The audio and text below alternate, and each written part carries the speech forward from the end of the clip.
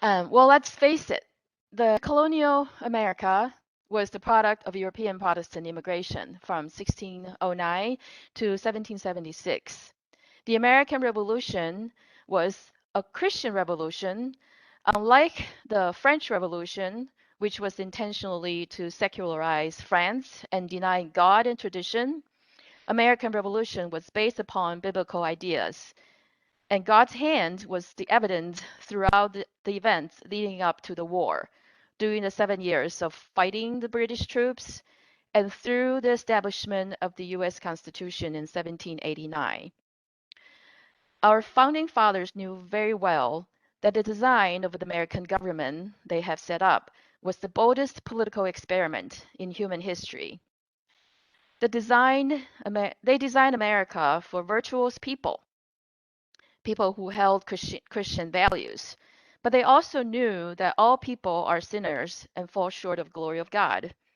Benjamin Franklin had once stated that only a virtuous people are capable of freedom. As nations become corrupt and vicious, they have more need for masters. In a letter to his cousin, Zebediah Adams, John Adams wrote, "The only foundation of a free constitution is pure virtue." Adams even went on to warn that if the people of the newly formed United States did not have virtue in greater measure in the years ahead than they did when he was writing, they would not have a liberty that would last. Remember our golden triangle we've been talking about, which emphasize on faith produces virtual self-governed people that enjoy freedom, which comes from their faith. I truly wonder how the founders had the courage for such an experiment. Well, let's take a look at the first 100 years of this unprecedented American experiment. From the beginning of the birth of America, an outburst of human energy followed with an exponential increase of inventions, which led to a great growth of wealth the world had never seen before. Christianity produced personality liberty for Americans, the ability to live free, direct their own future, and benefit from their physical and mental labor, brought many new ideas, invention to Americans. Rules of property ownership is a fundamental purpose of the government. American patent and copyright laws help people many new inventions. Some of those inventions, discoveries, and advances include cotton gin in 1793. It means cotton engine. It's a machine that quickly and easily separates cotton fibers from their seeds, enabling much greater productivity than manual cotton separation.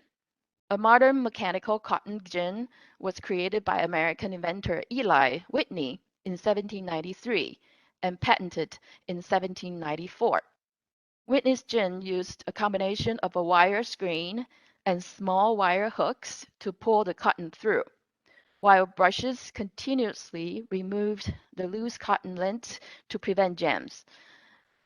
It revolutionized the cotton industry in the United States, but also led to a growth of slavery in the American South as the demand for cotton harvesting rapidly increased. The invention has thus been identified as a contributing factor to the outbreak of the American Civil War. Steamboat in 1807, the North River Steamboat, or North River, colloquially known as the Clermont, is widely regarded as the world's first vessel to demonstrate the viability of using steam propulsion for commercial water transportation. Built in 1807, the North River Steamboat operated on the Hudson River, at that time often known as the North River between New York City and Albany, New York. She was built by the wealthy investor and politician Robert Livingston, and inventor and entrepreneur Robert Fulton. Um, Erie Canal in 1825, stretching for 363 miles from the Hudson River in Albany to Lake Erie in Buffalo. Railroad in 1826, the first incorporated United States railroad to perform transportation service began operations at Quincy, Massachusetts on October 7, 1826. Horses provided the motive power. The first incorporated company to build and operate a railroad in the United States, Granite Railway, was founded in Massachusetts on March 4, 1826. In 1830, the first American-built steam locomotive was designed. The Tom Thumb, you can see in the picture, by Peter Cooper to show the Baltimore and Ohio Railroad that steam engines should be used to power the new railways as opposed to horse-drawn cars. The first locomotive was four-wheeled with a vertical boiler and a vertically mounted cylinder to drive the wheels. While on its return from its first test run, the Tom Thumb was challenged to race by a horse-drawn carriage. You can also see that in the picture. It's quite comical. The Tom Thumb quickly and easily took the lead. However, the bell slipped off the blower, and the Tom Thumb ended up losing the race. No one could deny that the Tom Thumb had clearly proven that it was by far the quickest and most efficient means of travel. The development of the steam locomotive allowed for expansion of the railway over tougher terrain and longer expanses. The steam engine allowed people to travel from one side of the country to the other, and for quicker and easier transportation of goods nationwide. McCormick Reaper in 1831. Reapers were machines developed in early 1800s to help farmers harvest grain. The first commercially successful reaper was built in 1831 by Virginia-born inventor Cyrus Hall McCormick. Telegraph in 1832. The telegraph was first developed by Samuel F.B. Morse, an artist turned inventor who conceived of the idea of the electric telegraph in 1832. Deere plow in 1833. John Deere helped farmers tilling heavy and sticky soil by building steel plows in the 1830s. Next one will be Goodyear vulcanized rubber in 1839. Charles Goodyear was inventor of vulcanization, a process that makes rubber harder, less soluble, and more durable. It is at the heart of rubber compounding, which played a key role at the onset of the Industrial Revolution. Goodyear obtained a patent for vulcanization in 1844, but died deep in debt in 1860. He had no official connection to the famous Goodyear Tire Company, which was founded after his death and named in his honor. Sewing machine in 1846.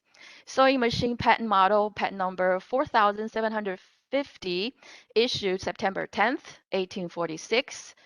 Elias Howe, Jr. of Cambridge, Massachusetts. While working as a journeyman machinist, Elias Howe Jr.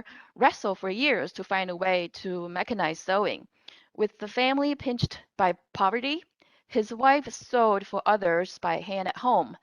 Watching her sew, Howe visualized ways to mechanize the process. In 1845, he built his first sewing machine and soon constructed an improved model, which he carried to the patent office in Washington to apply for a patent. He received his fifth United States patent for a sewing machine in 1846. Did you notice his last name was Howe? He might have been thinking, how do I make it better? I make it work all the time. Safety pin in 1849. The safety pin was invented while Walter Hunt was twisting a piece of wire and trying to think of something that would help him pay off the debt of $15. He later sold his patent rights to the safety pin for $400 to the man that he owed the money to. Necessity is the mother of invention. On April 10th, 1849, Hunt was granted U.S. Patent 6281 for his safety pin. Hunt's pin was made from one piece of wire, which was coiled into a spring at one end and the separate clasp and point at the other end, allowing the point of the wire to be forced by the spring into the clasp. It was the first pin to have a clasp and spring action, and Hunt claimed that it was designed to keep fingers safe from injury, hence the name. Transatlantic cable in 1858. Transatlantic telegraph cables were undersea cables running under the Atlantic Ocean for telegraph communications. Telegraphy is now the obsolete form of communication, and the cables have long since been decommissioned. But telephone and data are still carried on other transatlantic telecommunications cables. On October 24th, 1861, the first transcontinental telegraph system was completed. This communication advancement would soon spell the end for the horses and their riders working for the Pony Express. And Transcontinental Railroad line in 1869, the first transcontinental railroad in North America, was built in the 1860s, linking the well-developed railway network of the East Coast with rapidly growing California. The main line was officially completed on May 10th, 1869.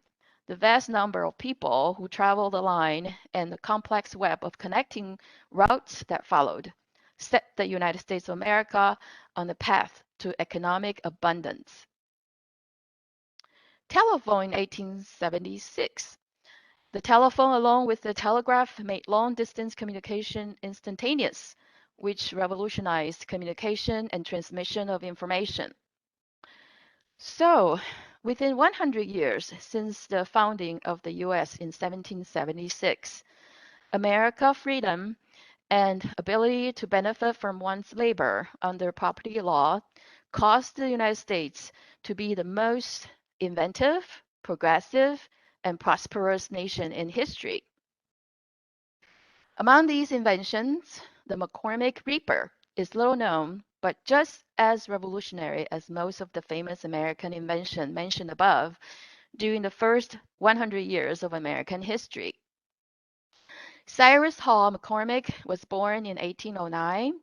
He grew up on his family's farm, which was 532 acres and located in Lexington, Virginia. As a boy, McCormick had a talent for both agriculture and inventing. At the age of 15, he invented a lightweight cradle for carting harvest grain.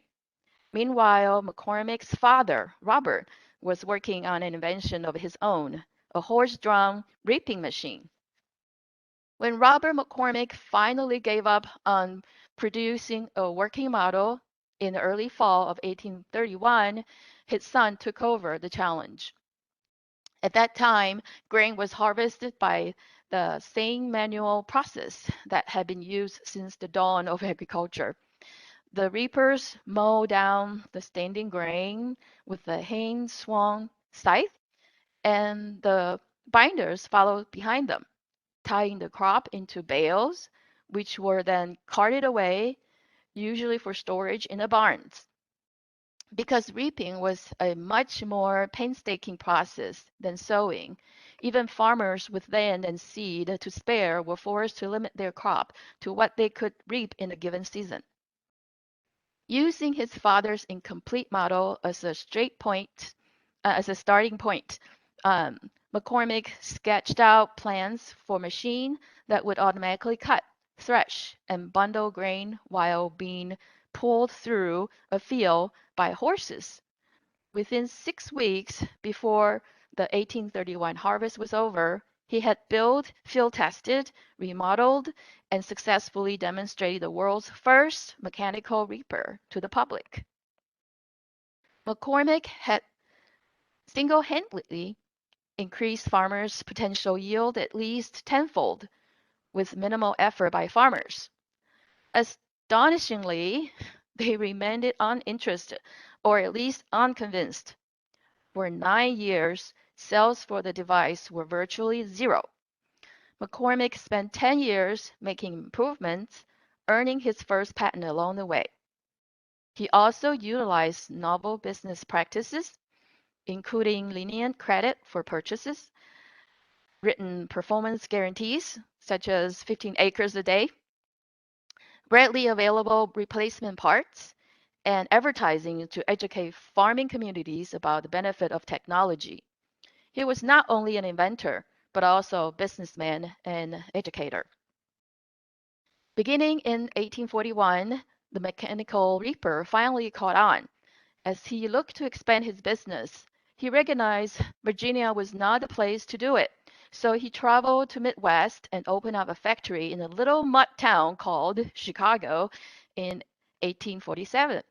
As he looked for ways to sell his reapers through the states, he created a new species of commercial organization, which is by many thought to be fully as remarkable as his invention of the reaper. If you have been to the Midwest of America, where hundreds and thousands of acres of soybeans and cornfields are, McCormick's machine meant that the prairies of the Midwest could now become the breadbasket of the nation. In 1851, McCormick's machine became an international sensation. He won the gold medal at the London Crystal Palace Exposition of that year, then went on to stun audiences in Hamburg, Vienna, and Paris. McCormick was elected into the French Academy of Sciences for having done more for agriculture than any other living man. Returning to the US, McCormick still faced substantial challenges. For years, he was forced to defend his patent rights in court. The Chicago fire of 1871 destroyed his factory. However, by the time of his death in 1884, both his fame and his business were secure. Because his reaper enabled fewer farmers to produce much more grain, Cyrus McCormick not only transformed agriculture, but also diversified American industry. In 1831, 90% of the US population was involved in farming. Today, only 2% of the population produces more food than the country can consume. The machines manufactured by McCormick's company and its successor, International Harvest Company, now harvested hundreds of acres a day.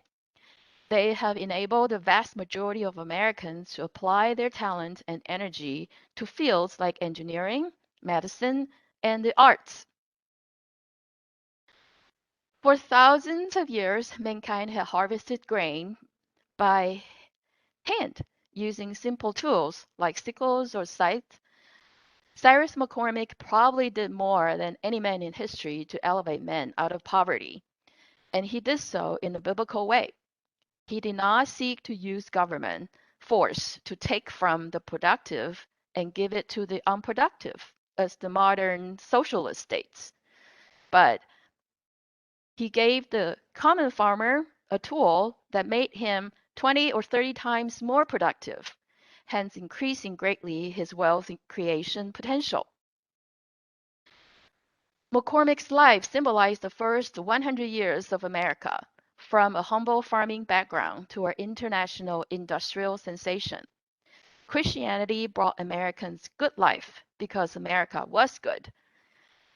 There have been many God-fearing good Americans, Cyrus McCormicks, or Charles Goodyears, or Elias Howes, and Walter Hunt in our blessed land who used their innovations to improve not only their lives, but also the lives of many others. But when America forgets God and is no longer good, the blessings for the country will cease. Are we there yet? Next time, we'll continue to dig deeper into the American experiment and understand where we have been and where we are now. Thank you.